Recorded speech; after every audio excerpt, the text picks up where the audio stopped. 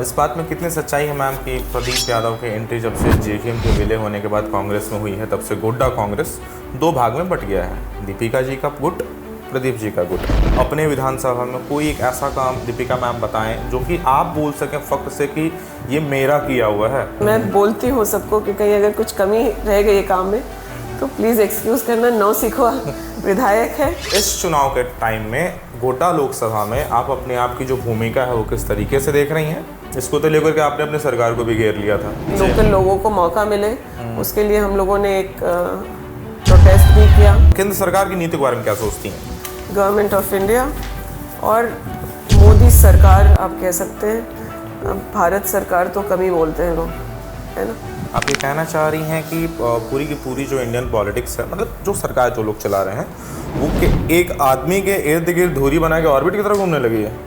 पति हैं, बच्चे हैं दो मेरे ख्याल से, मुझे एग्जैक्ट पता भी नहीं है मुझे। 2 बेटियां और सास ससुर हैं और बाकी परिवार है। तो कभी ये लोग कंप्लेन करते हैं आपका नाम लेकर के कि सिर्फ विधायक बनी रहती हैं आप? लोकसभा का टिकट आपको मिला, आपका पुरजोर विरोध हुआ आप ही के विधानसभा वाले जिले में। तो विरोध से घबराने वाली कोई बात नहीं, और मैं जानती हूँ कि महिलाओं के लिए राजनीति बिल्कुल आसान नहीं। मन का हो तो अच्छा और ना हो तो और भी अच्छा नहीं है। मुझे लगता है इसके लिए बहुत साहस चाहिए।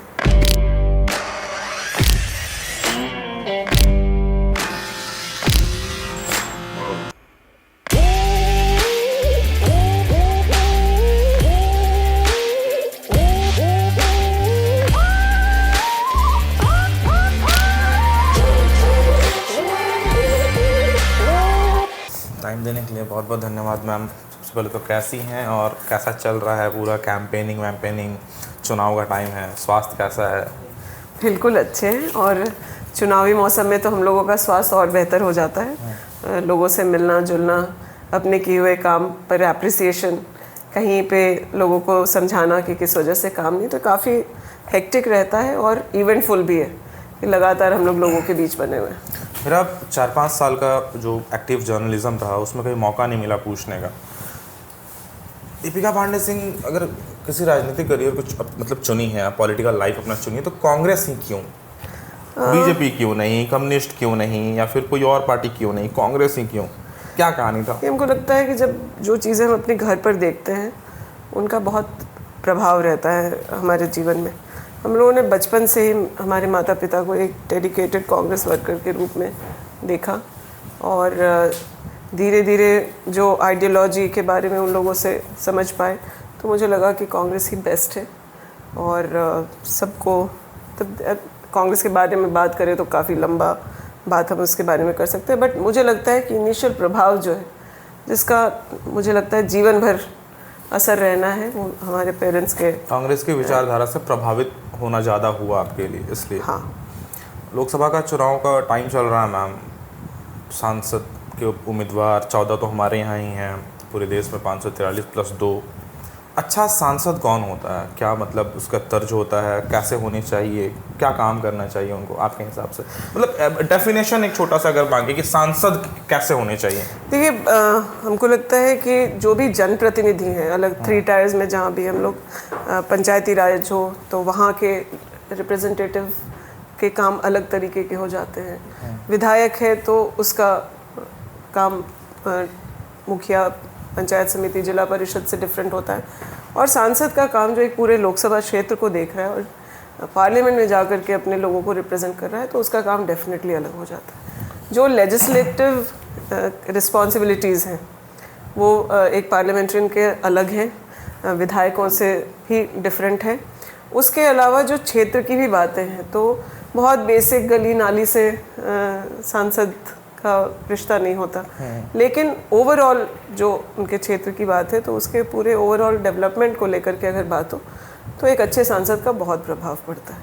मेरे हिसाब से एक अच्छा सांसद वो है जो जनता की बातों को अच्छे से पार्लियामेंट में उठा सके, चीज़ों को समझे, संविधान को समझे, और उसके अनुरूप जनता की बातों को सदन तक पहुंचाएं या प्रयास करें कि वहाँ के लोगों का समाधान हो सके। प्लस एक किसी जनप्रतिनिधि को सिर्फ सदन में जो अपने देश की स्थिति है या जो लोगों का एक्सपेक्टेशन है, आप लोग के उम्मीद के अनुरूप भी आपको करना पड़ता है, तो थोड़ा एक्सेसिबिलिटी जो है एक अच्छे सांसद का। एंटायर इंडियन पॉलिटिक्स मैम कोई एक ऐसा जो आपको लगते हो कि ये एक उदाहरण स्वरूप में कि सांसद ऐसे होने चाहिए?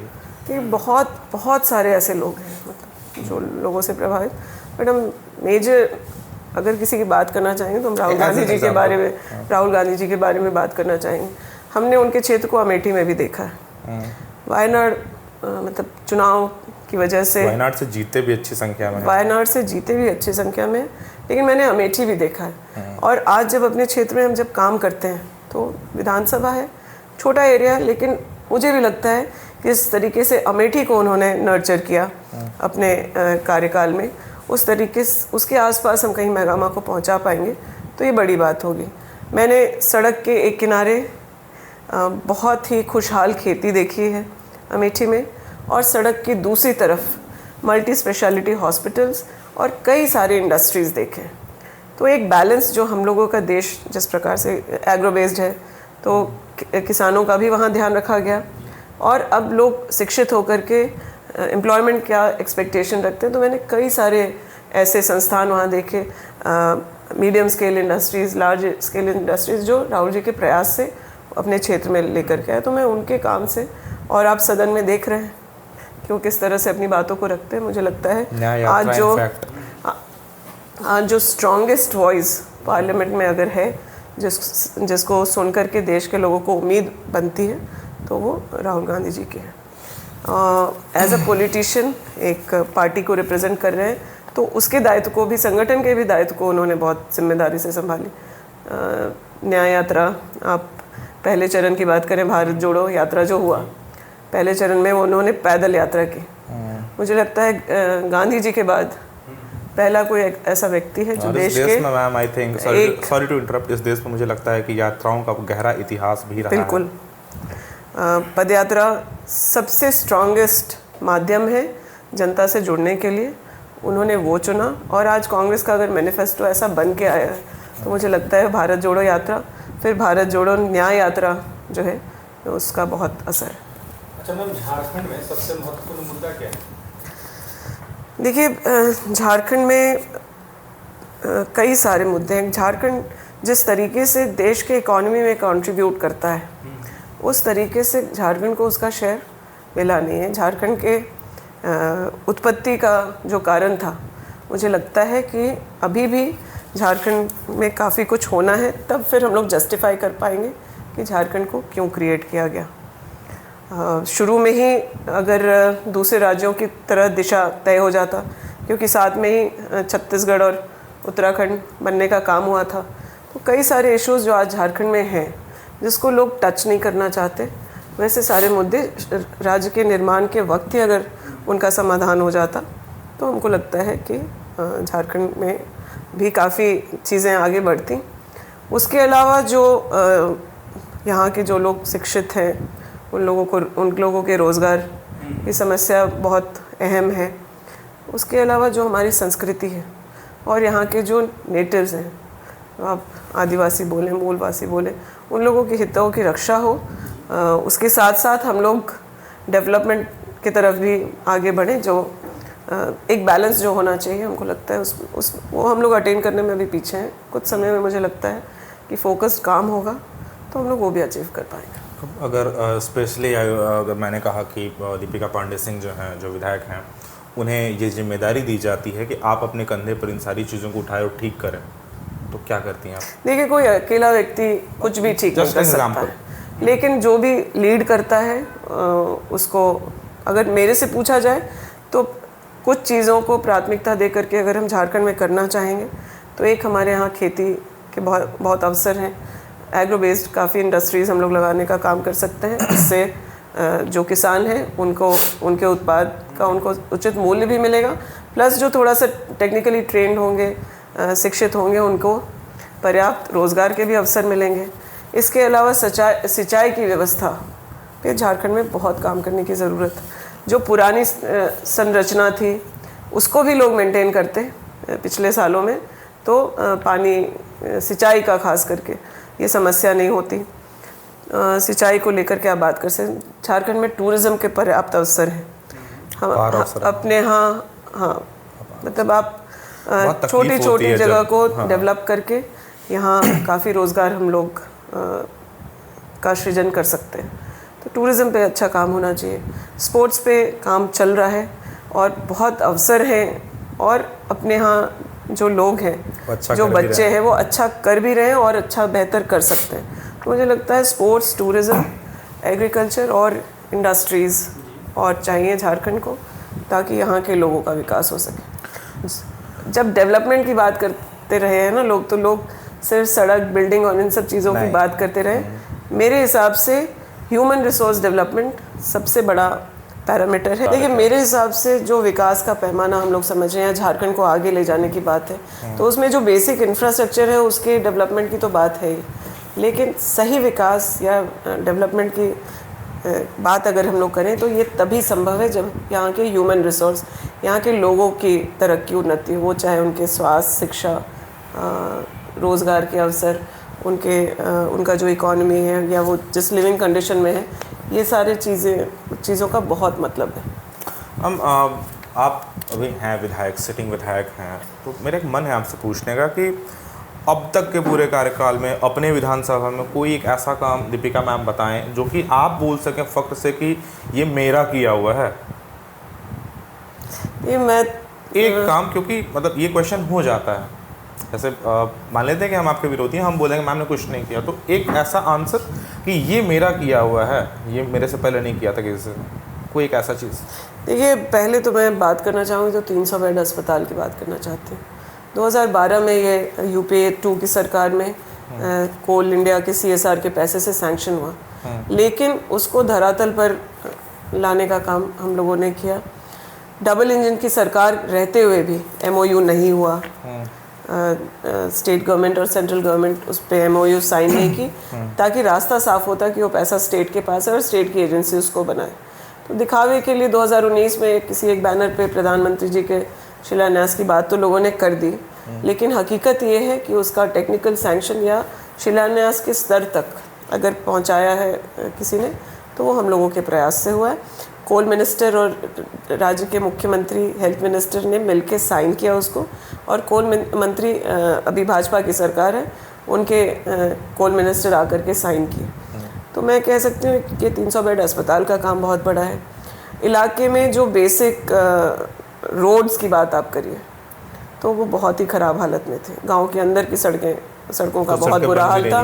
बहुत मेन जो आज NHAI की भी सड़क की बात मैं अगर करूं तो उस काम में तेज़ी या शुरुआत उसकी तब हुई, सैंक्शन करा करके वो फिर वो ठंडे बस्ते में पड़ा रहे। लेकिन पिछले 1 साल में जब से हम लोगों ने कीचड़ स्नान किया, उसके बाद से, कीचड़ नहीं, मैं नाली कह सकती हूँ, नाली के पानी से जब हम लोगों ने स्नान किया तो इस ज़िले का, मैं कह सकती हूँ लोकसभा का एक ही NHAI जो जिस पे काम होना चाहिए था, वो भी तब हुआ जब हम लोग कीचड़ में सने। और मुझे उस बात पे फ़ख्र है कि हाँ, एक जनप्रतिनिधि के आंदोलन का बहुत असर होता है और इससे जनता के हितों की रक्षा हो सकती है। सिंचाई के संबंध में मैं भौरा बराज के बारे में बात करना चाहूँगी। एक मैकेनिकल गेट खराब होने से 15-16 साल से नहरों में पानी नहीं आ रहा था। ये नहीं दिखा था लोगों को अभी तक। मुझे आश्चर्य होता है कि ये चीज़ें कैसे नहीं दिख रहा था, ये छोटी छोटी चीज़ें। और दूसरा ये कि सरकार भी हम लोग की महागठबंधन की रही, तो सरकार का प्राथमिकता तय था, और चीज़ों पर जब हम लोगों ने प्रयास किया तो उस पर सरकार के डिपार्टमेंट्स या मुख्यमंत्री जी का, चाहे हम लोगों के मिनिस्टर्स का सकारात्मक सहयोग रहा, तो हम लोग कर पाए। इरिगेशन विभाग से एक गेट ठीक कराने से, जिसमें मुझे लगता है 16-17 करोड़ लगा होगा, उससे हमारे 2 प्रखंड तक पानी आ रहा है। उस इलाके में जाकर के आप पूछेंगे तो बताएंगे कि सालों से बंद था, और इसके हम लोगों ने सही कराने से ठाकुरगंगटी से लेकर मेहरमा के कुछ पंचायतों तक पानी आना शुरू हुआ है। छोटे छोटे चेक डैम्स जहाँ ज़रूरी थे वो हम लोगों ने बनाया। दूसरा, सरकार से हम लोग लगातार इस बात को कह रहे थे कि गांव में जब हम जाते हैं तो 2 ही बातें मुख्य रूप से आती हैं। एक, कि हमारा पेंशन नहीं मिल रहा, हम बहुत बार फॉर्म्स भरे हैं लेकिन हमारा पेंशन जो है कभी नहीं आता, लोगों को मिल नहीं रहा। दूसरी बात जो सबसे बढ़ कर के आती थी वो आवास को लेकर के था। मैं धन्यवाद देना चाहूँगी खास करके पूर्व मुख्यमंत्री हेमंत सोरेन जी का कि उन्होंने इसको प्राथमिकता दी और आज दावे के साथ हम लोग कह सकते हैं कि 95% लोग जो 60 अबव हैं, विडो हैं, सिंगल महिलाएं हैं या फिर विकलांग हैं, आज वो पेंशन का लाभ उठा पा रहे हैं और एक डिसेंट पैसा दिया जा रहा है। जो 12-13 लाख पहले लोगों को मिलता था, अब हम 36 लाख से ज़्यादा लोगों को कर रहे हैं और उसका दायरा बढ़ाते हुए अब 50 साल की महिलाएं भी उसके लिए एप्लीकेंट हैं और SC पुरुषों को भी 50 साल के बाद उस पेंशन से लाभान्वित किया जाएगा। क्रांतिकारी योजना अबुआ आवास का है। हम जो बहुत सीमित 25-30 आवास, अम्बेडकर आवास के नाम पर अगर कुछ आता था, प्रधानमंत्री आवास को झारखंड में बंद कर दिया गया। जब पेंशन की ज़बरदस्त सफलता हुई और गांव में लोग सरकार के पक्ष में बात करने लगे, प्रधानमंत्री आवास जो झारखंड का था, बहुत बार गिड़गिड़ाने कई प्रयासों के बाद भी प्रधानमंत्री आवास पे काम रोक दिया गया। अबुआ आवास की योजना से आज आप जाइए, अब मैं किसी गांव में आप चले जाइए, कुछ लोगों का पक्का घर बन रहा है और वैसे लोगों का घर बन रहा है जो अब तक समझ नहीं पाते थे कि उनके घर को बनाने के लिए किस तरह का रास्ता निकाला जाए। किसी एक पंचायत में 2-4 घर बनता था तो भी उसकी चर्चा होती थी, लेकिन आज हर पंचायत में 200 के आसपास आवास सरकार बनवाएगी, जिसमें से 50 से 60 मकान पर अब भी काम हो रहा है और ये आचार संहिता हटने के बाद बाकी चीज़ों पर भी काम होगा। तो प्राथमिकता के अनुरूप काम हो रहा है। आपके पूरे कार्यकाल में विधानसभा का आपका अनुभव कैसा रहा? बहुत फर्स्ट टाइम था ये। हाँ, ये फर्स्ट टाइम था हम लोगों के लिए। दोनों में मैं बोलती हूँ सबको कि कहीं अगर कुछ कमी रह गई है काम में तो प्लीज़ एक्सक्यूज़ करना। नौसिखुआ विधायक है, आप लोग के एक्सपेक्टेशन को पूरा करने का प्रयास करें, लेकिन कुछ चीज़ें मुझे भी सीखना पड़ा। अब जैसे हाउस असेंबली का एक्सपीरियंस है, हम लोगों ने अपने से जो सीनियर्स हैं उनको बोलते सुनते देख करके सीखने का प्रयास किया। जो जैसे आप लोग पहला दिन कैसा था? हाँ, मतलब आप यहाँ से गए हैं, वहाँ उतरे हैं, वो पहला दिन कैसा था? हाँ, वो पहला दिन तो मुझे लगता है सभी के लिए बहुत यादगार होगा। हम लोग पुराने विधानसभा के भवन में ही गए पहली बार और छोटा था वो सदन, बट हम लोग गए। फिर ओथ का भी एक प्रोसेस होता है, उसको अटेंड किया। मुझे लगता है लाइफ का one of the most memorable days one of its kind moment. Yes, one of its kind.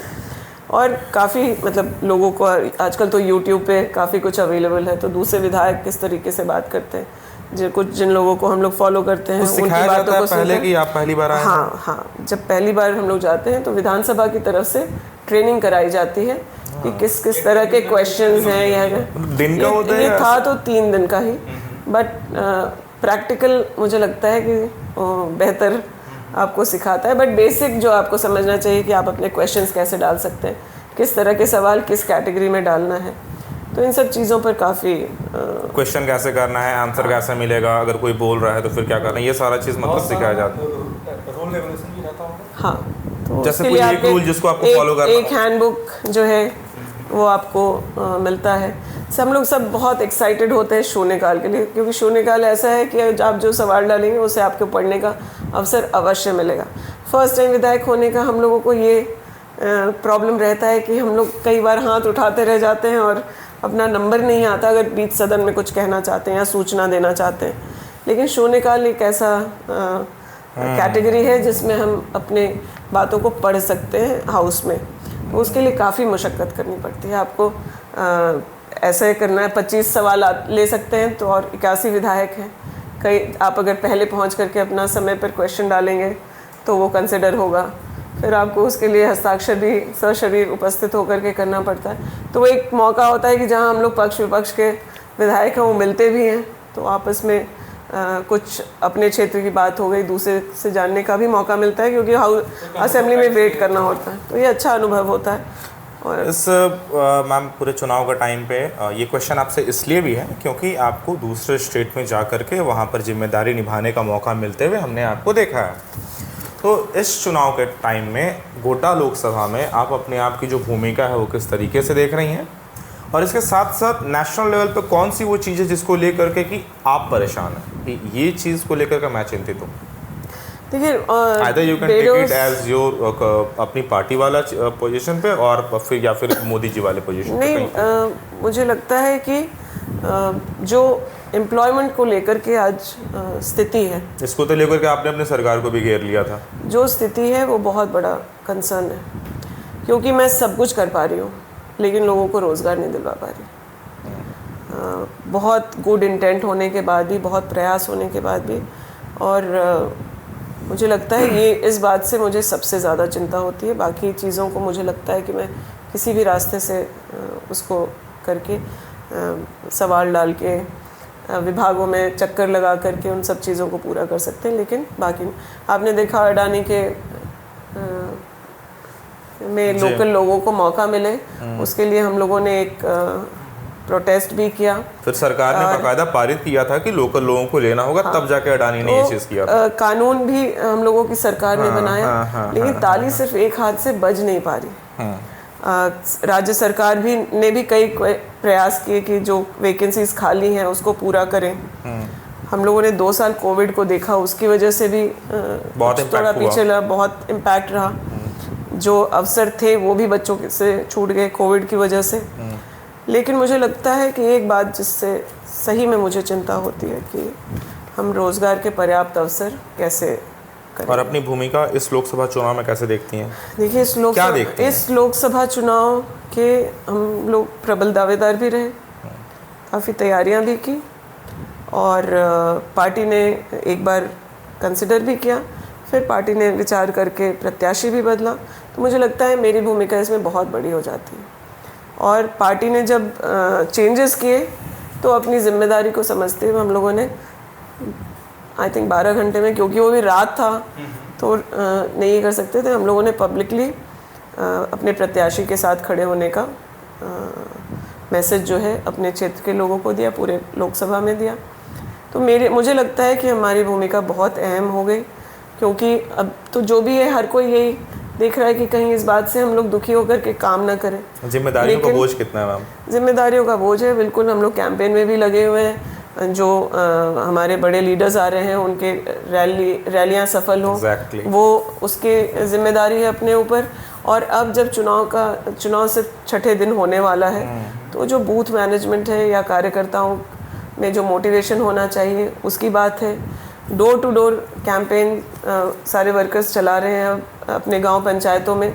तो कांग्रेस का जो मैनिफेस्टो है वो जनता तक कैसे पहुंचे, जो घोषणा पत्र है, जो गारंटी कांग्रेस दे रही है, उन चीज़ों को पहुंचाने का दायित्व तो बड़ा है।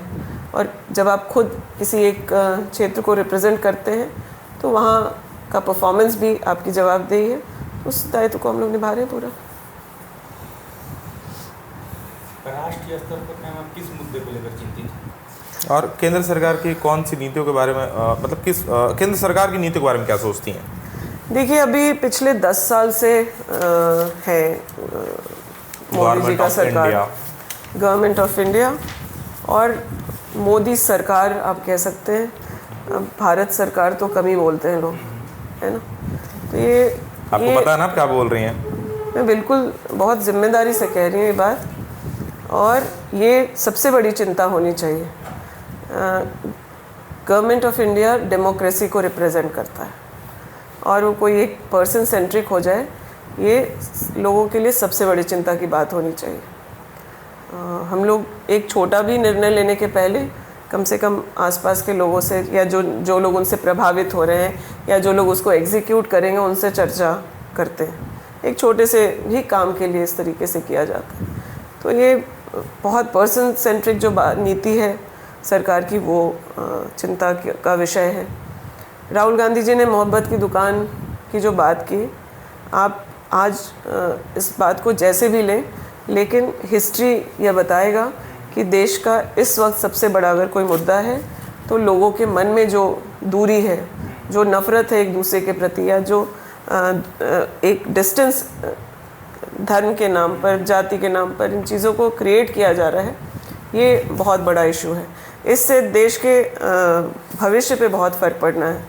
फिर बाकी कहना से समझें, या श्योर, आप ये कहना चाह रही हैं कि पूरी की पूरी जो इंडियन पॉलिटिक्स है, मतलब जो सरकार जो लोग चला रहे हैं, वो के एक आदमी के इर्द गिर्द धुरी बना के ऑर्बिट की तरफ घूमने लगी है? आसान भाषा में यही कहना चाह रही हैं? आप देख सकते, मतलब आप मैं ये बात कह रही हूँ कि कोई इस चीज़ को 1 2 मैक्सिमम 4-5 लोग चीज़ों को कंट्रोल करना चाह रहे हैं, इस पूरे देश को चलाने की कोशिश कर रहे हैं, जो इस देश में नहीं चल सकता। इस देश के यूनिटी को बनाए रखने के लिए डेमोक्रेटिक तरीका या जो इस तरीके से संविधान है उसके अनुरूप चलना चाहिए। आज जब लोग 400 पार की बात कर रहे हैं, साथ में उनके कई सारे लोग इस मंशा को क्लियर कर रहे हैं कि हम संविधान में बदलाव के लिए चाहते हैं कि 400 पार। आप अप्रिशिएट करिए कि अगर आप 300 भी होंगे तो भी आप सत्ता में होंगे, 272 भी होंगे तो भी होंगे, आप 272 होंगे तो भी होंगे, लेकिन आपके पास एक मजबूत विपक्ष इसलिए भी होता है कि आपको डोमिनेट कर सके उन चीज़ों पे, आप मनमानी ना कर सकें। Exactly ma'am. और जो जनता का इशू है, मैं अपनी बात कहती हूँ, मेरा जो घोर विरोधी है, मैं कोशिश करती हूँ समझने का कि आखिर वो क्या बात कहना चाह रहा है। और कई चीज़ें मुझे मेरी जो क्रिटिसिज्म करते हैं, मैं उन चीज़ों से समझना चाहती हूँ कि क्या है और कहाँ सुधार हो सकता है। मुझे बुरा नहीं लगता कि कोई एक ख़राब सड़क को दिखा रहा, एक ख़राब हैंडपम्प को दिखा रहा, कोई एक स्कूल के बुरे हाल को दिखा रहा है, बल्कि वो चीज़ें मौका समझना चाहिए कि आपको समय रहते किसी बात का पता चला और आप उसको ठीक करके अपनी जनता की सेवा कर सकते हैं। तो क्रिटिसिज्म को पॉजिटिवली लेने की बात होनी चाहिए, लेकिन हम विरोध के हर स्वर को दबा दें, ये नीति इसमें क्वेश्चन और ऐड कर मोदी सरकार जी की है, जिसको मैं पसंद क्या नहीं करती। गवर्नमेंट ऑफ इंडिया को क्रिटिसाइज करना इंडिया को क्रिटिसाइज करना हो गया? नहीं, बिल्कुल नहीं। तो फिर जो लोग अभी मुखर होकर के बोलते हैं नेशनल मीडिया पर, या फिर वो कुछ लोग हैं ऐसे जो अभी भी गवर्नमेंट से डरते नहीं हैं कुछ बोलने में, फिर उनको ऐसा क्यों दिखाया जाता है कि एक पार्टी का विरोध करना देश का विरोध करना हो गया? नहीं, अभी जैसे कुछ देर पहले आपने खुद ही कहा कि कुछ मुद्दे पर आपने अपने सरकार को भी घेरा। हाँ, अपने सदन में खड़े होकर के घेरा। तो क्या मैं सरकार के खिलाफ हूँ? नहीं, हम सरकार के साथ हैं। जब ज़रूरत पड़ी तो बहुत मजबूती के साथ सरकार के साथ खड़े रहे, विपरीत परिस्थितियों में भी। लेकिन अगर मुझे लगता है कि कहीं मेरे बोलने से सरकार और बेहतर कर सकती है तो इसको अप्रिशिएट करना चाहिए। बिल्कुल बिल्कुल। एक सवाल था मैम, प्रधानमंत्री मोदी कैसे लगते हैं आपको? इन पर्सन और पॉलिटिकल एज यू? नहीं, मैं बिल्कुल खुल के कहना चाहूँगी, देश के प्रधानमंत्री हैं, इसलिए as a citizen of this country मुझे उनका रिस्पेक्ट करना चाहिए। मैं प्रधानमंत्री के तौर पर उनका सम्मान करती हूँ, लेकिन आप इंडिविजुअली आप अगर मुझे पूछें तो मैं मोदी जी के मॉडल को गुजरात के यूथ कांग्रेस के समय से समझती हूँ। गुजरात में मैंने भी पदयात्रा किया है, जो यूथ कांग्रेस की पदयात्राएं चलती थी तो हम लोग वहाँ जाते थे, तो सब गुजरात मॉडल की बात करते थे। मैं आपको बता सकती हूँ झारखंड से भी ख़राब 2012 की बात कर रही हूँ मैं। 2012 में जो सड़कें थी गुजरात की, वो आप विश्वास नहीं कर सकते कि किस तरह की सड़कें थी जिस पर हम लोगों ने पदयात्रा किया। तो मैं इस बात को किस एरिया, पर्टिकुलर एरिया को याद हो? अगर गुजरात के अलग अलग एरियाज में हम लोग ओवरऑल आप सिर्फ ग्रामीण इलाकों की बात नहीं, अर्बन एरियाज में भी अगर आप देखते तो आपको पता चलता है कि नहीं आप। और जब आप सुनते थे कि भाई गुजरात मॉडल तो कोई बहुत अच्छा मॉडल होना चाहिए था, लेकिन उस वक्त ही मैंने इस बात को समझा कि गुजरात मॉडल ये था कि अगर आप सरकार के साथ हैं तो बड़ी अच्छी बात है, और अगर आप सरकार के साथ नहीं हैं तो प्यार से या जो और तरीके हैं सरकार के उससे माने, या फिर लोगों को उठा करके थाने में बिठा दिया जाता था कि अगर कहीं कार्यक्रम है मोदी जी का और उन्हें एज चीफ मिनिस्टर, और अगर उन्हें संभावना है कि विरोध हो सकता है तो लोगों को दिन भर हाउस अरेस्ट किया जाता था, थाने में बिठाया जाता था। तो मोदी मॉडल वही था जिसको आज हम लोग यहाँ होते हुए देख रहे हैं फिर पूरे देश में। एजेंसीज का मिसयूज़ और विपक्ष को क्रश करना और जनता के कामों से कोई सरोकार नहीं। आज अगर सर्वजन पेंशन की योजना अगर झारखंड में सफल है तो केंद्र सरकार अगर उसको अपना ले तो देश भर के बूढ़े बुजुर्ग ज़रूरतमंद लोगों का कल्याण हो जाएगा। अगर राजस्थान में जिस तरीके से 25 लाख लोगों के ट्रीटमेंट के लिए, गंभीर बीमारी के लिए सरकार चला रही थी, तो वो हो सकता था। जीएसटी का ही पैसा अगर देश भर में समय से चला जाता राज्य के हिस्सों का, तो फिर कई सारे कल्याणकारी चीज़ें हो सकती थी। तो मैं as a person Modi ji को मुझे लगता है कि एज प्राइम मिनिस्टर मैं रिस्पेक्ट करती हूँ, लेकिन as a person, as a politician मुझे लगता है कि वो जितनी बातें कहते हैं उसको करते नहीं हैं। तो इससे कहीं ना कहीं पिछले 10 सालों में उनकी प्रसिद्धि में भी कमी आई है और लोगों का भरोसा उनसे उठा है। ओके, हम कुछ क्वेश्चंस हैं, you can choose either respond करना है या नहीं। विधायक हैं, बहुत घूमना होता होगा, पब्लिक में रहना होता है, बट एक पर्सनल लाइफ है आपकी, पति हैं, बच्चे हैं 2 मेरे ख्याल से, मुझे एग्जैक्ट पता भी नहीं है मुझे, 2 बेटियां, और सास ससुर हैं और बाकी परिवार है। तो कभी ये लोग कंप्लेन करते हैं आपका नाम लेकर के कि सिर्फ विधायक बनी रहती हैं आप, कोई मतलब नहीं है घर से, आपका स्नेह, आपका समय नहीं मिल पाता है, ये शिकायत कभी रही है? कर सकते हैं, ये उनको समय दे पाते हैं नहीं आप? हाँ, नहीं, देखिए इसमें तो कहीं दो राय नहीं कि हम लोगों को एक फैमिली और पब्लिक लाइफ में बैलेंस रखना पड़ता है, और वो बैलेंस मुझे लगता है बहुत आसान परिवार के लोग ही कर देते हैं, है ना। मिनिमम एक्सपेक्टेशन जो है, सपोर्टिव है वो, फैमिली अपने व्यक्तिगत ज़रूरतों के लिए मिनिमम एक्सपेक्टेशन रहता है, और बहुत ही सपोर्ट मुझे मेरे ससुराल पर से, इनफैक्ट आप जानते हैं कि इस क्षेत्र को मेरे ससुर जी रिप्रेजेंट करते थे। ये छोटी बात नहीं है कि अपने परिवार की बहू को ये मौका दिया जाए कि वो आके राजनीति में हिस्सा ले। ससुराल से भी मुझे पूरा सपोर्ट रहा। फैमिली, हमने अपनी माँ को, पिताजी को सामाजिक जीवन में देखा है, तो उन लोगों का भी पर्याप्त सपोर्ट हम लोगों के पास था। और मेरे बच्चे और हस्बैंड तो मुझे लगता है बहुत ही अंडरस्टैंडिंग है। कितने बड़े हैं मैम? मतलब मेरी बड़ी बेटी कॉलेज इस साल गई और छोटी बेटी 10th का एग्ज़ाम देगी। क्या परसुइंग कर रही है? बड़ी बेटी कॉमर्स पढ़ रही है, BBA, हाँ, और छोटी बेटी जो है अभी 10th का एग्ज़ाम देगी। तो इनको शिकायत मतलब होती है, लेकिन अंडरस्टैंडिंग है ये लोग? अंडरस्टैंडिंग है, पता है कि मम्मी हर पेरेंट्स टीचर मीटिंग में नहीं जा सकती है, बट आज आप मिस वीडियो, हाँ बहुत मिस करती हूँ। कई ऐसा ओकेजन रहा है कि जब शायद उनके साथ जब होना था मुझे, लेकिन मैं अपने जिम्मेदारियों की वजह से घर से बाहर। ये चीज़ें मैम इसलिए क्योंकि ये चीज़ें निकल नहीं पाती। आपसे क्वेश्चन वही होगा कि चापाकल खराब था, बनवाई या नहीं, या फिर कुछ और जो भी पॉलिटिकल। नहीं, मुझे लगता है इसलिए क्वेश्चन मुझे लगा कि पूछ लेना चाहिए। हर वर्किंग वुमेन के जीवन में ये दुविधा रहती है, नॉट जस्ट पॉलिटिशियंस, कोई भी वर्किंग वुमेन हो, वो चाहे किसी कॉर्पोरेट इंडस्ट्री में हो या फिर जो अपने आसपास जो अवसर हैं उन चीज़ों को कर रही हो। तो मुझे लगता है कोई भी महिला जो अपने घर के दायरे से बाहर निकल करके, चाहे वो खेती में ही हो, कोई तो ऐसा समय होता ही होगा जब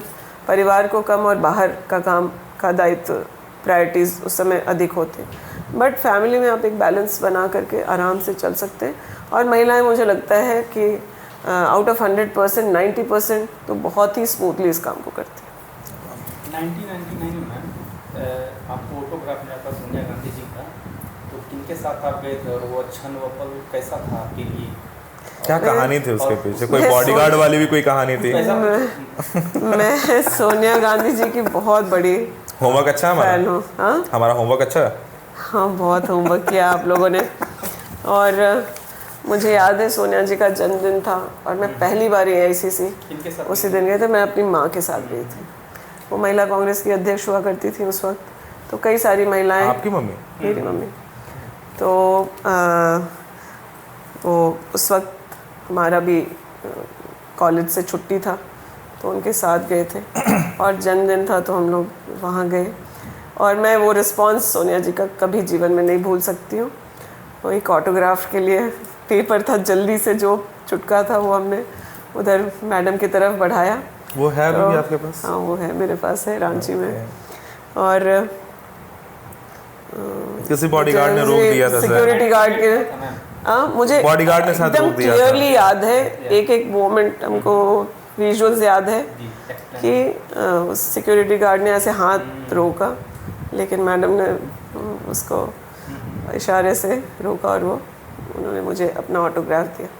तो ये मेरे लिए बहुत बड़ी बात थी। मुझे याद है उसके बाद मैं आके तुरंत कांग्रेस की एक्टिव मेंबर बन गई। तो उस समय तो कॉलेज में थे, XISS में ईयर अगर याद हो तो 99 मैम वहीं से 1999 मतलब वो पल ही है जो आपको इस राजनीति के लिए लेकर के आया। अब मतलब उस समय कनेक्ट हुए, एक्टिव मेंबर उसी साल बन गए, बट जो संगठन का काम शुरुआत हुआ वो मेरी पढ़ाई पूरी करने के बाद, मैरिज, बच्चे, उसके बाद राहुल गांधी जी ने अवसर दिए देश के युवाओं को कि वो यूथ कांग्रेस के माध्यम से राजनीति में आ सकते हैं। तो मैंने पॉलिटिक्स सोचा तो था, लेकिन मुझे लगता है काफ़ी साल बाद होता या फिर शायद ना होता, क्योंकि क्योंकि मेरे पेरेंट्स भी थे पॉलिटिक्स में। मुझे लगता था कि उनकी पहचान की वजह से मुझे मौका मिले, वो मुझे नहीं चाहिए था। लेकिन वो अवसर जो राहुल गांधी जी ने दिया कि आप यूथ कांग्रेस में सदस्य बनाइए, चुनाव लड़िए और तब राजनीति में आइए, तो मुझे लगता है कि वो मुझे एक विंडो या दरवाज़ा मिला, हाँ, कि आप अपने मेरिट पर आए। छोटी शुरुआत हुई, प्रदेश में महिला कोटे में जनरल सेक्रेटरी बने हम लोग, और उसके बाद जो है, उसके पहले मैं महिला कांग्रेस के काम में अपनी माँ को बहुत हेल्प करती थी। बैक एंड पर जितने भी थे पद भी था, बट मैं ये कह सकती हूँ कि जो राजनीतिक पहचान जिसकी तलाश थी हमको, या जो काम हम करना चाहते थे, वो यूथ कांग्रेस के प्लेटफॉर्म ने हमें दिया। आप अपना आइडिया किसे मानते हैं?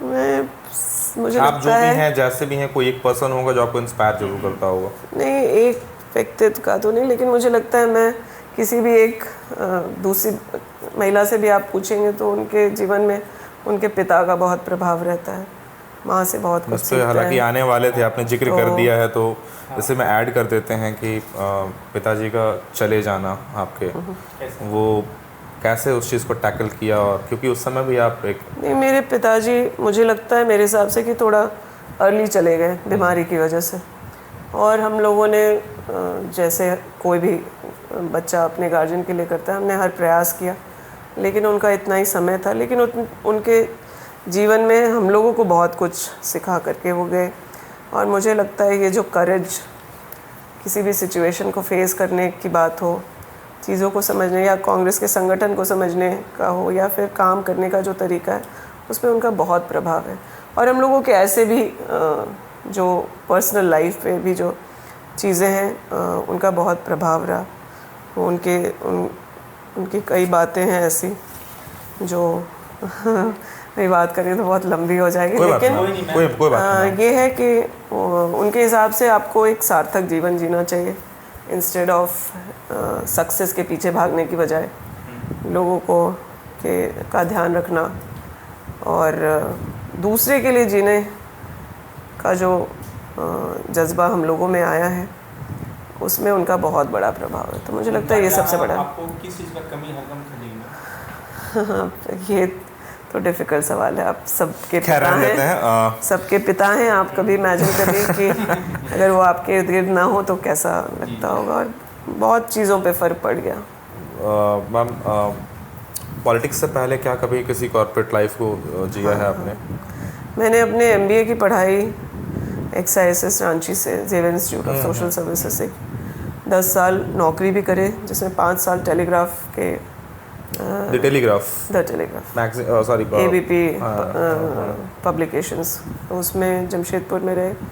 एक टाइम था कि झारखंड का जो पूरा बिजनेस वाला काम था, वो सारा कुछ हम लोग हेड कर रहे थे।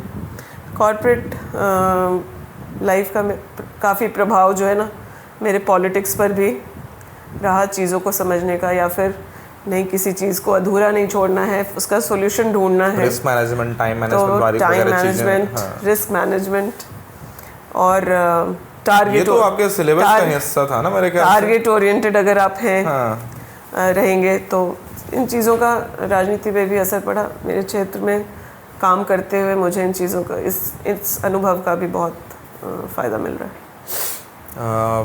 लोकसभा का टाइम है, कुछ क्वेश्चंस हैं जो अब आपके विरोधियों के बारे में भी है, आपके बारे में भी है, जो चीज़ें चली हैं, कुछ घटनाएं घटी हैं लास्ट कुछ बीते दिनों में, जिसमें से पहला क्वेश्चन ये है कि लोकसभा का टिकट आपको मिला, आपका पुरजोर विरोध हुआ, आप ही के विधानसभा वाले ज़िले में वहाँ पे आपके पार्टी वाली ऑफिस में, कैसे देखती हैं इसको आप, और इस पर क्या बोलेंगे अपनी देखिए, तरफ से? विरोध जानना जरूरी है इसलिए हमने आपसे विरोध पूछा। की वजह से मेरा टिकट नहीं कटा। ये जो लोग विरोध कर रहे थे वो भी जानते हैं।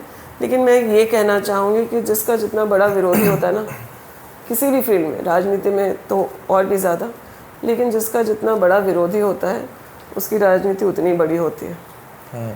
तो विरोध से घबराने वाली कोई बात नहीं। और मैं जानती हूँ कि महिलाओं के लिए राजनीति बिल्कुल आसान नहीं। तो बहुत कुछ आसान है। आप देखे होंगे, मैं जिलाध्यक्ष बनने आई तब भी विरोध हो रहा था, लेकिन मैंने अपना कार्यकाल अच्छे से पूरा किया। फिर विधानसभा के टिकट के लिए भी हम लोग प्रयासरत थे। तो महिला होने के चलते विनेबिलिटी और ये सब की भी बात होती है कि चुनाव जीतेंगे कि नहीं जीतेंगे।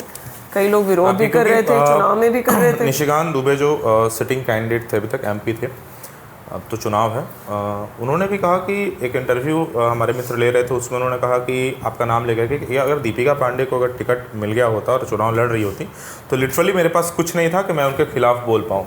इस स्टेटमेंट को आप कैसे लेती हैं? देखिए, मैं पहली बार निशिकांत जी कब किसके बारे में बोलते हैं, वो किसी और को अप्रिशिएट करने या क्रिटिसाइज करने, वो अपने ज़रूरत के मुताबिक कोई बात कह देते हैं तो अलग बात है। लेकिन मैं ये कहना चाहूँगी कि मैं पहली बार की विधायक हूँ, अपनी जिम्मेदारियों को सही से पूरा कर रही हूँ। कोई गलती जो है जाने अनजाने भी ना हो, इस बात का हम लोग बहुत ध्यान रखते हैं। तो हो सकता है कि उनके पास कहने को ना हो। और अन्य जो लोग थे वो लोग पहले काफ़ी चुनाव लड़े, तो चीज़ें हैं, चुनाव में हार जीत को क्रिटिसाइज़ करने का भी मुद्दा बनाते हैं लोग। तो मेरा तो पहला इलेक्शन था, जीते, हो सकता है जीवन में आगे कई चुनाव हम लोग जीतेंगे, कई चुनाव हारने का होगा। तो उन चीज़ों को पैरामीटर बना करके कोई बता सकता है। लेकिन मुझे लगता है कि गोड्डा के तीनों ही प्रत्याशी जो प्रबल दावेदार थे, प्रत्याशी नहीं, जो प्रबल दावेदार थे कांग्रेस से, वो अपने आप में सभी यूनिक थे, सबके स्ट्रॉन्ग पॉइंट्स थे। और अभी भी अब आप कोई इंटरव्यू लेगा अगर दुबे जी से तो वो बताएंगे कि अभी भी जो प्रत्याशी हैं, हमें तो नहीं दे रहे हैं इसलिए हम पूछ नहीं पाएंगे, अभी जो प्रत्याशी हैं उनसे उनको कितनी परेशानी हो रही है वो अभी समझ पाएंगे। इसमें एक क्वेश्चन ऐड कर देता हूँ मैम कि कितना साहस चाहिए होता है ये बोलने के लिए कि मन का हो तो अच्छा और ना हो तो और भी अच्छा? नहीं है, मुझे लगता है इसके लिए बहुत साहस चाहिए, है ना। मैंने एक क्यों पूछा, आपको समझ में आ रहा है? हाँ, मैं बिल्कुल समझ रही हूँ। और ये करने में समय बिल्कुल हम लोगों को इसलिए नहीं लगा। Apart from all this things, at the last आप एक महिला के बाद एक ह्यूमन है और सबको अपना ग्रोथ चाहिए होता है। इसीलिए मैंने पूछा कि जब कुछ अच्छा होते हो नहीं हुआ आपके राजनीतिक करियर को लेकर के, तो कितना मुश्किल था ये एक्सेप्ट करके और फिर पब्लिकली नॉर्मली ये बोलना। बहुत ही जिम्मेदारी के साथ मुझे बहुत मन का हो तो अच्छा, ना हो तो और भी अच्छा। बहुत मुश्किल नहीं हुआ, क्योंकि हम लोगों ने राजनीति में कई सारे लोगों को कई चीज़ों के लिए पेशेंटली वेट करते हुए देखा है। आप ना सिर्फ हमारे पार्टी में बल्कि दूसरे पार्टी में भी अगर लोगों को देखेंगे तो आप देखेंगे कि उन्होंने कई सारे त्याग किए हैं और उसको बहुत ग्रेसफुली लिया है। देखिए, सब कुछ अच्छा होता रहे तो लोग बहुत अच्छा बिहेव कर सकते हैं, लेकिन कुछ अच्छा ना हो तब आप कैसा बिहेव कर रहे हैं। हम लोग जनप्रतिनिधि हैं, लोगों के बीच में हैं और पब्लिक ये देखती है कि आप किस ओकेजन पे किस तरह से रिएक्ट कर रहे हैं, आपका क्या मतलब। हम लोग पब्लिक लाइफ में तो सभी कुछ जनता के सामने। और मुझे बहुत आसानी हुई इस बात को कहने में, क्योंकि मैंने एक बार देखा था कि सोनिया गांधी जी चुनाव, उनकी लीडरशिप में चुनाव हम लोग जीत करके आए और उन्होंने बहुत आसानी से जन भावना का सम्मान करते हुए प्रधानमंत्री जैसे पद से भी पर भी उन्होंने किसी और को नॉमिनेट किया और उनके साथ मिलकर के सरकार को। सिटीजनशिप का इशू था ना मैम? नहीं, मुझे नहीं लगता कि इस तरह की कोई बातें थी। मतलब मैं अपने नॉलेज के लिए पूछ रहा हूँ। नहीं, इस तरह की कोई बात नहीं थी। वो भाई, अब जो जितना समय उन्होंने दूसरे देश में बिताया उससे 3 गुना समय ज़्यादा यहाँ बिताया है और इतने सारी परेशानियों को देखते सहते हुए, तो इस तरह की बातें नहीं। लेकिन ठीक है, लोग कह रहे थे और उस वक्त उन्होंने ऐसा निर्णय लिया, तो ये तो पार्टी का एक टिकट है। पार्टी ने बहुत अवसर दिए हैं और जिस तरह की पहचान मुझे संगठन के माध्यम से और जनप्रतिनिधि के माध्यम से बनाने का मौका मिला है, मुझे पूरा भरोसा है मेरे लिए पर्याप्त अवसर पार्टी समय पर मुझे देगी। और आज जो हमारे इलाके के लोग थोड़ा मायूस सा महसूस कर रहे हैं, मुझे लगता है कि वो साथ रहेंगे तो मुझे लगता है कि इन सब चीज़ों से कोई फ़र्क नहीं पड़ेगा। आज सबसे इम्पॉर्टेंट है कि हम लोग केंद्र में जो सरकार है उसको बदलें। उसके लिए अगर कहीं एक त्याग भी करना पड़ा तो कोई बड़ी बात नहीं है। इस बात में कितनी सच्चाई है मैम कि प्रदीप यादव की एंट्री जब से जेवीएम के विलय होने के बाद कांग्रेस में हुई है, तब से गोड्डा कांग्रेस दो भाग में बट गया है, दीपिका जी का गुट, प्रदीप जी का गुट। मेरे लाइन्स नहीं है, दबे मुँह लोगों का कहना है। हम अपनी जिम्मेदारी के साथ ऑन कैमरा आपसे ये पूछ रहे हैं। ऐसी कोई बात नहीं है, हम लोग साथ में भाई बोलने के लिए तो कुछ भी बोल सकते हैं लोग, लेकिन ऐसी कोई बात नहीं है। हम लोग साथ में कैंपेन कर रहे हैं, साथ में कार्यकर्ताओं के बीच आना जाना कर रहे हैं, साथ में जनता के बीच जा रहे हैं। ठीक है, कभी किसी को अवसर मिला है, हो सकता है आगे मुझे अवसर मिले, लेकिन ये गुटबाजी को मैंने कभी भी बढ़ावा नहीं दिया। और मैं जिलाध्यक्ष भी रही तो लोगों को कांग्रेस के विचारधारा से जोड़ने का काम किया, बजाय इसके कि लोग व्यक्तिगत तौर पर मुझसे जुड़े। खुद को कभी ऐसे देखती हैं कि आप इन फ्यूचर एजम्पशंस कि आप कभी लोकसभा की उम्मीदवार बनी इस क्षेत्र से या फिर बाकी 545 किसी क्षेत्र से, तो कैसे उम्मीदवार होंगी आप अपने नज़र में? अब मुझे तो 5 दिन उम्मीदवार बनने का मौका मिला और मुझे लगता है कि लोगों ने तो सरकाज़म पे आ गए मैम, लोगों ने तो मुझे तो सांसद ही बना दिया था। तो मुझे लगता है कि कैंडिडेचर में कहीं किसी तरह की कोई कमी नहीं है। वक्त की बात है, कभी आज नहीं हुआ कभी बाद में होगा। अच्छा मैम, आपका फेवरेट बुक कौन सा है? किताबें पढ़ना पसंद है? अब तो कम टाइम मिलता कि हम लोग किसी बुक को उठाएं और पूरा ख़त्म करें। कुछ याद हो मुझे लगता है कि कोई भी पॉलिटिकल आदमी है तो वो नेहरू, गांधी, इन सब लोगों को ज़रूरी पढ़े हैं। डिस्कवरी ऑफ इंडिया हमने पढ़ा है, गांधी जी पर कई किताबें पढ़े हैं। विनोबा भावे जी का जो संघर्ष है या जो उन्होंने किया उससे प्रभावित है।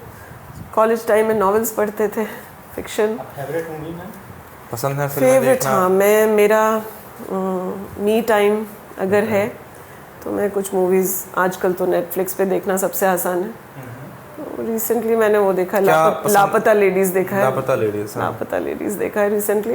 मुझे लगता है बहुत ही बढ़िया और बहुत दोनों किरदारों में से ज़्यादा प्रभावित कौन सा किरदार करता है आपको? एक वो जो लड़की गुम जाती है, काम करती है, फिर वापस इंतज़ार करती है, या फिर वो जो गुम तो जाती है लेकिन लड़ती भी है?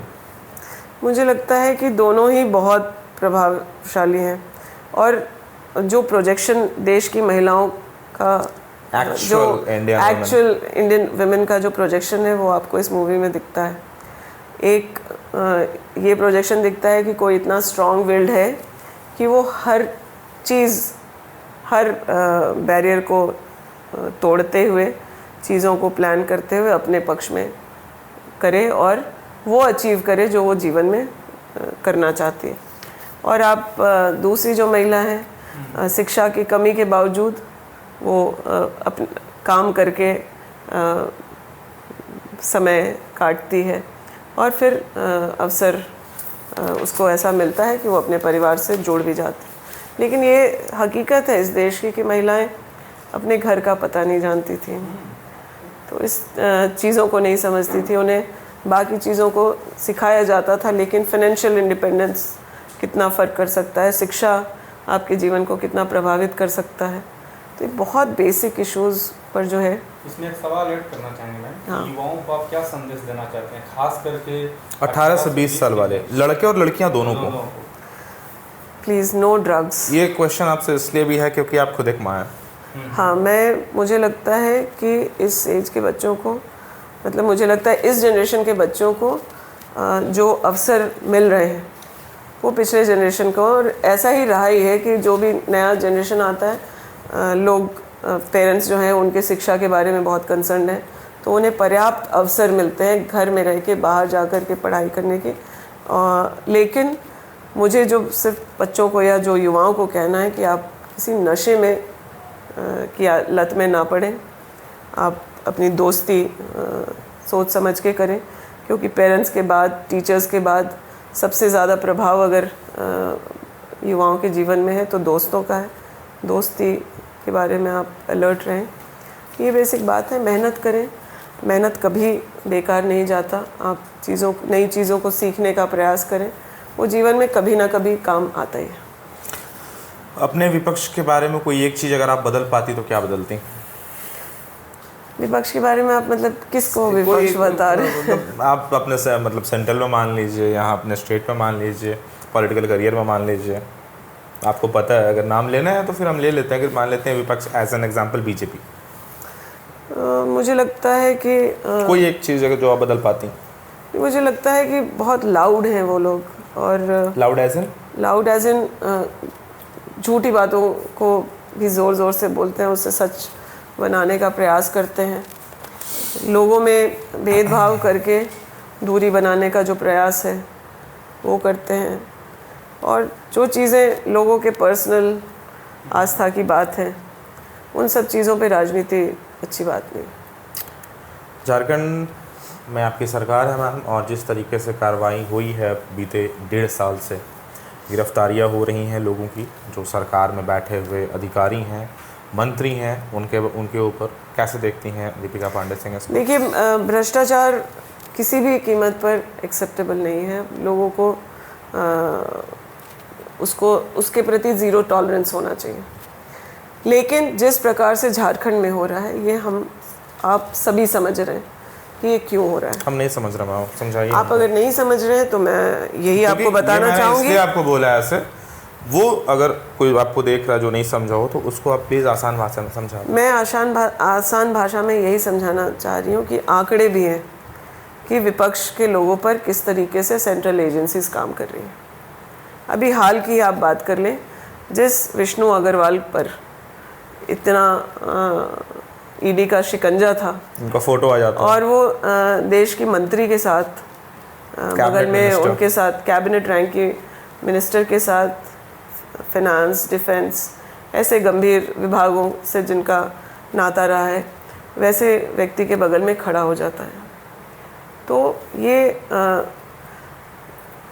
ये जो बायसनेस है या फिर किसी एक को परेशान करने की बात है, इन सब चीज़ों पर जनता सवाल उठा रही है कि आखिर क्यों भाजपा शासित राज्यों में लोगों पर कई गंभीर आरोप होने के बाद भी कार्रवाई नहीं हो रही है, और क्यों झारखंड जैसे राज्य में आरोप कुछ लगता है, गिरफ्तारी किसी मामले में होती है, सुनवाई किसी मामले पर चल रही है, तो चीज़ों को क्यों इस तरीके से बनाया जा रहा है या दिखाया जा रहा है। ये जो परसेप्शन क्रिएट किया जा रहा है उसके बारे में ऑब्जेक्शन है। मैडम, आलमगीर आलम साहब के जो सहायक थे या फिर उनके जो अपने जो निजी जो लोग काम करते थे, उनके यहाँ से करोड़ों रुपए का मिलना भी तो लोगों ने देखा है, ये आपने भी देखा है, हमने भी देखा है। तो फिर क्वेश्चन क्रेडिबिलिटी पर जनता भी तो पूछेगी ना कि दीपिका मैम अगर छापा पड़ रहा है तो मिल भी तो रहा है। बिल्कुल, आप उस पर पूरी जांच करवाइए। हाँ। आप जो सरकारी व्यक्ति पकड़ा गया है वो आलमगीर जी का रिश्तेदार नहीं है, वो अन्य भी राजनीतिक लोगों के साथ ओएसडी रहे। ये पैसा कहाँ से आया, कब आया, कैसे आया, यह जांच का विषय है। आप उस पर जांच करिए, जो दोषी है उस पर कार्रवाई भी कीजिए। कल्पना सोरेन से मिली हैं? हाँ बिल्कुल। कैसा रिश्ता है आपका? देखिए, एज पर्सन, जब not as a wife of ex chief minister, personally भी हम लोगों के काफ़ी इंटरेक्शन है, और जब हम लोग हेमंत जी के मुख्यमंत्री रहते हुए भी उनके आवास पर कई बैठक होती थी, तो कभी कभी उनसे मुलाकात होती है। अब तो सारे लोग देख रहे हैं कि रिस्पॉन्सिबल महिला हैं, एंटरप्राइजिंग है, अपनी बातों को लोगों के बीच अच्छे से लेकर के जा पा रही हैं। तो ये सारी चीज़ें, she has a good personality. आपको लगता है कि जिस तरीके से पोर्टफोलियो उनका उभर करके आया है झारखंड की राजनीति में एक्टिवली, कुछ ही दिन हुए हैं जेल जाने के बाद की बात है, क्या हेमंत सोरेन के जेल जाने वाले प्रकरण ने झारखंड में एक प्रबल दावेदार उम्मीदवार नेता को जन्म दे दिया है, नाम कल्पना सोरेन?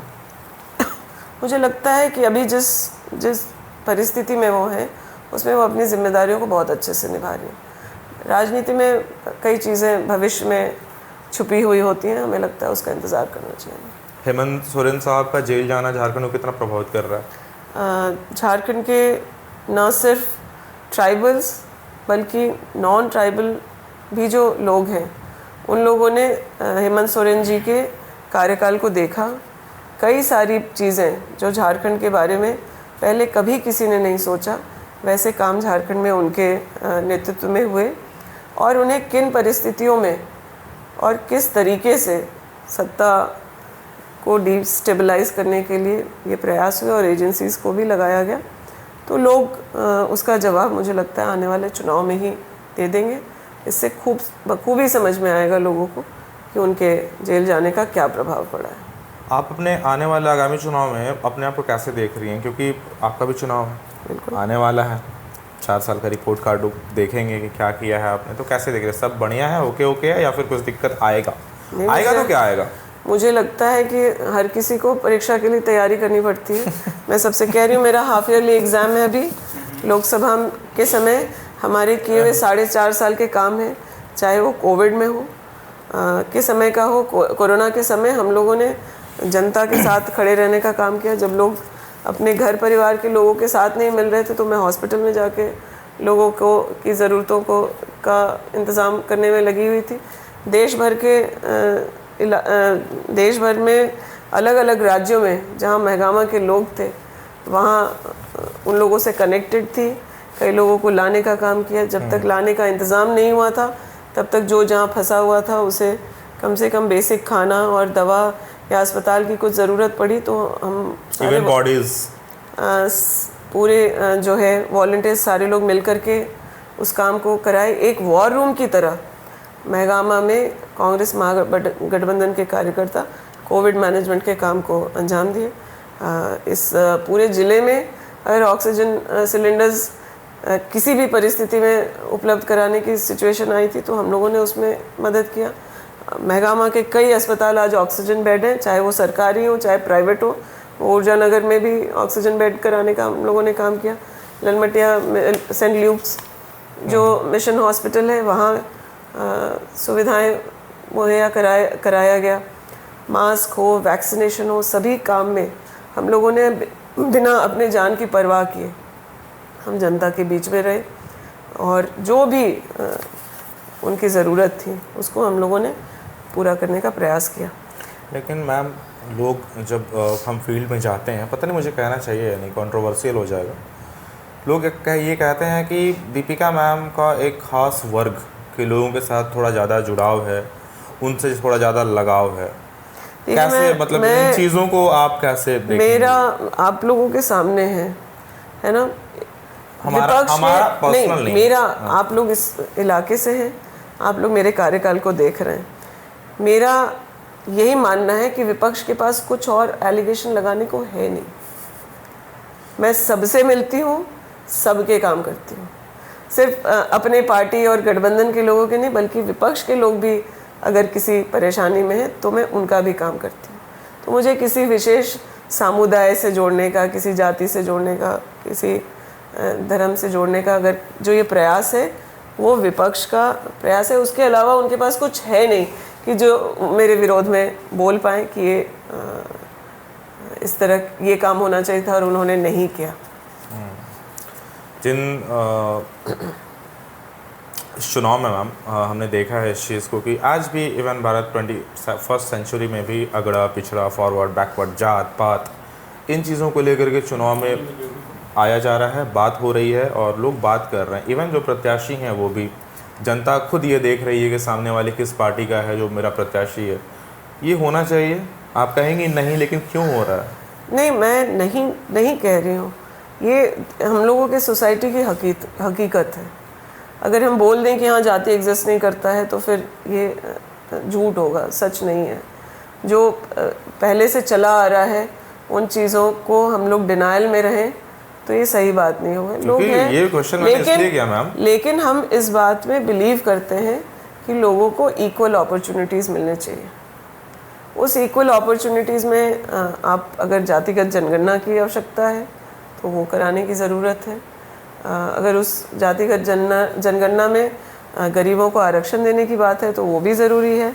जो हिस्सेदारी की बात आज हो रही है कि जाति के अनुरूप उसका रिप्रेजेंटेशन होना चाहिए समाज में, क्योंकि जो हमारा समाज है उसको हम लोग डिनाई करके नहीं रह सकते हैं। पहले जिन लोगों को पर्याप्त अवसर नहीं मिले हैं, आज अगर वो आगे बढ़ कर के आकर के अपने अधिकारों को मांग रहे हैं या मांगते हैं तो मुझे लगता है इसमें किसी को परेशानी नहीं होनी चाहिए। सभी को खास करके मुझे लगता है शिक्षा का बराबर अधिकार तो ज़रूर मिलना चाहिए। रोज़गार में अवसर उस प्रकार से होने चाहिए कि जो शिक्षित हो गया फिर उसके बाद उसको जीवन में आगे बढ़ने के लिए होना चाहिए। और हम इस बात को सोच लें कि नहीं आज हमारा समाज बिल्कुल आइडियल है, तो ये हकीकत नहीं है। लोगों ने डिस्क्रिमिनेशन झेला है, बराबरी का अवसर नहीं पाया है, तब आज इस तरह की कोई बात है। और जो हमारी सोसाइटी में पहले से एग्जिस्ट कर रहा है, कुछ चीज़ें जब लोग आगे बढ़ेंगे शिक्षा के साथ काफ़ी चीज़ें बदल रही हैं। आज जो लोग सम्मानजनक जीवन जी रहे हैं, उन्हें अच्छी नौकरियां मिली, वो उनका परिवार अच्छा कर रहा है, तो फिर वो पीछे मुड़ करके इन चीज़ों को नहीं देख रहा है। लेकिन आज भी इसकी आवश्यकता है कि हम लोग कई लोगों का हैंड होल्डिंग करें, और उसके लिए मुझे लगता है कि इस तरह की मांग कहीं किसी तरह से नाजायज़ भी नहीं है। एक महिला नेता होना कैसा होता है? क्या परेशानी होती है? हाँ, परेशानी क्यों मुझे लगता है, मुझे लगता है कि जो मैं बात करी थी इक्वल अपॉर्चुनिटी की, तो हम लोग एक लेवल प्लेटफॉर्म पर तो खेल की शुरुआत नहीं करते। महिला है तो लायक नहीं है। हाँ, महिला है तो लायक नहीं है। कई बार विनेबिलिटी का इशू बनाया जाता है। मैं पहले भी इन बातों को कहते रही, क्योंकि मैं देखती हूँ हमारे परिवार में लोगों का कुछ इन्वॉल्वमेंट रहा राजनीति में, तो उसका फ़ायदा हम लोगों को मिला। लेकिन इक्वल अपॉर्चुनिटी की जब अगर हम बात करें तो अभी पर्याप्त अवसर या पर्याप्त रिप्रेजेंटेशन महिलाओं की तो नहीं है। आप जब डिसीजन मेकिंग बॉडीज़ में आपकी पर्याप्त संख्या नहीं होगी, तब तक आपको जो है आपके इश्यूज़ को कुछ लोग शायद समझ पाएँ, लेकिन कई सारे आपके इश्यूज़ हैं जो जेंडर इश्यूज़ हैं, वो उन बातों को शायद आप उस प्लेटफॉर्म पे बेहतर रख सकते हैं। तो अगर 50% महिलाओं की आबादी है तो वो अभी आप समझ सकते हैं कि कहाँ हैं हम लोग। 10-11% झारखंड में अच्छा है, तो विधानसभा में हम 10-11 महिलाएं हैं, है ना। लेकिन अभी बहुत आगे जाना है। लोकल बॉडी में राजीव गांधी जी के समय आरक्षण की बात हुई, तो आज आप लोकल रिप्रेजेंटेटिव्स देख रहे हैं। लोग उसमें भी बात करते हैं कि अगर उनके फैमिली के लोग उनको रिप्रेजेंट करते हैं, लेकिन मैं कहती हूँ कि अगर उसे एक बार अवसर मिला है कि वो समाज में जाकर के अपना योगदान कर सके, तो धीरे धीरे सीख भी जाती है और वो बेहतर करती हैं। परिवार चलाने का अनुभव है, वो राजनीति चलाने से कम मुश्किल काम नहीं है। हमारी पूरी टीम की तरफ से मैम आपको शुभकामनाएं इसके लिए। तो ये हमारे साथ ही महागामा विधानसभा झारखंड, आप सभी जानते हैं, विधायक दीपिका पांडे सिंह जी। और मैम धन्यवाद समय देने के लिए। रात के इस वक्त 11 बज रहे हैं और हम लोग बैठ के इसमें शूट कर रहे हैं। तो ये टाइम आपको इसलिए बताया जा रहा है क्योंकि 93% आप जैसे जो लोग हैं जो हमें देखते हैं, प्यार करते हैं, आप सब्सक्राइब नहीं कर रहे हैं। प्लीज़ कर लीजिए, रिक्वेस्ट है आपसे कि चैनल को सब्सक्राइब कर लीजिए और वीडियो अच्छा लगे तो उसको लाइक कर लीजिएगा। Thank you.